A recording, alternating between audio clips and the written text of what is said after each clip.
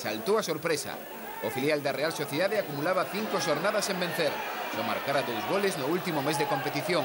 Era o segundo equipo menos goleador da Liga, pero contra pronóstico silenciou a Malata. 2 goles do riosano Borja Viguera, en apenas 2 minutos, sorprenderon o conxunto galego. Foron 2 perdas de pelota no centro do campo, 2 contras e 2 lategazos dun rapaz de 22 anos que xa sabe o que é xogar co primeiro equipo.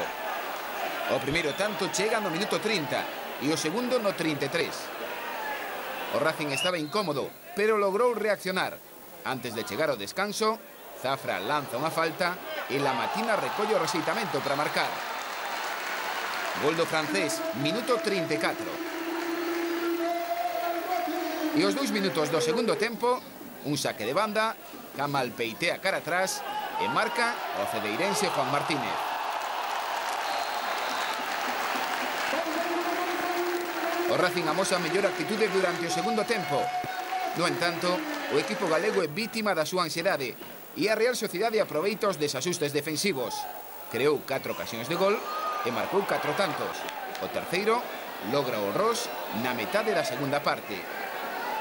A eficacia visitante estaba a ser abrallante. O Racing ten máis a pelota, crea máis ocasións, pero non define arriba.